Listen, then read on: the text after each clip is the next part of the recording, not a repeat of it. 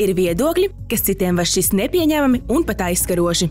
Daudzveidīga publiskās informācijas vide ir labvēlīga vārda brīvības attīstībai un dažādu viedokļu izteikšanai. Taču vienlaikus pieaug arī viedokļu sniedzēju skaits un dažādība. Tādēļ ir svarīgi aizdomāties par viedokļu saturu un tā iespējamo ietekmi. Vārda brīvība dod iespējas katram individam piedalīties demokrātiskos procesos. Savukārt plašsaziņas mēdījiem tā palīdz veidot kvalitatīvu saturu un nodrošināt sabiedrības progresu. Kāpēc tiesības paust viedokli un vārda brīvība ir svarīga? Katrs cilvēks, kā pilsonis, ir tiesīgs izteikt savu viedokli. Mēs to darām visdažādākos veidos. Mēs piedalāmies vēlēšanās, mēs varam kaut ko ierakstīt sociālos mēdījos. Un viens no, es teiktu, tādas sabiedrības, kas apspiež cilvēkus, kur neļauj viņam izpausties brīvi daudzās jomās, viena no galvenām pazīmēm ir tieši šo viedokļu ierobežošana, nespēja izteikt viedokli. Mediju gadījumā vārda brīvība nozīmē veidu, kā brīvi, bez ierobežojumiem var izzināt realitāti, tuvoties patiesībai, sniegt maksimāli patiesu informāciju. Ja brīvība ir ierobežota, tad arī mums ir ierobežotas iespējas uzzināt, kas notiek ar mums vai citiem, ar to, kas notiek mums apkārt, un vispār saprast pasauli, kurā mēs dzīvojam. Vai vārda brīvībai ir robežas? Kādos gadījumos to var ierobežot? Vārda brīvībai ir robežas.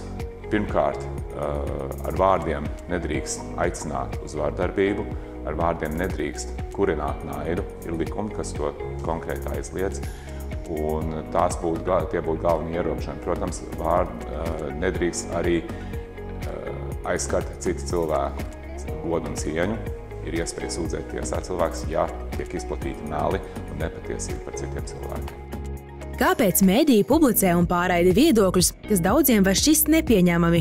Mēdīji, piedāvājot dažādus skatījumus, ir kā platforma, kurā pārstāvošie viedokļi nonāk konfrontācijā. Un ja mēdīji nepārraidīt vai nepiedāvāt mums iepazīties arī ar tādiem viedokļiem, kuri varbūt nav mūsu esošie viedokļi vai kuriem mums grūti piekrist vai pievienoties, tad mēs nemaz nezinātu, ka pastāv cilvēki, kas tā domā un kuriem ir kaut kāds iemesls pārstāvēt noteiktu pozīciju. Tas nenozīmē, ka mēdījis sniedzot iespēju izskanēt šādiem viedokļiem pats tos pārstāv vai aizstāv. Mēdījis dod iespēju mums uzzināt un tad pašiem pieņemt lēmumus diezgan brīvi un arī ieraudzīt, kur šajā diskusijā ir mūsu pašu pozīcija, veidot savu pozīciju. Vai publiski izplatīts viedoklis drīkst būt provocējošs, aizvainojošs, rupjš? Dažkārt viedokļi drīkst būt rupji, dažkārt nē. Tas ir ļoti atkarīgs no konteksta. Ir tāds pieņemts princips, ka par publiskām personām, respektīvi par politiķiem vai par sabiedrībā redzamiem cilvēkiem, kuri ir izvēlējušies un apzināti nostājas sabiedrības priekšā, ka par viņiem runas brīvība ir lielāka, vārda brīvība ir plašāka nekā pret cilvēkiem, kuri nevēlas atrasties sabiedrības uzmanības centrā. Un tāpēc dažkārt, piemēram, par politiķiem var lietot vārdus un apzīmējumus, kurus mēs ikdienā uzskatītu par nepieklājīgiem.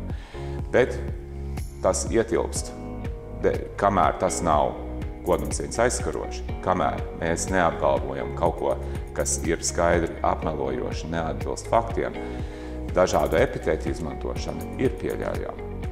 Tas ir arī nostiprināts Eiropas cilvēktiesību tiesas.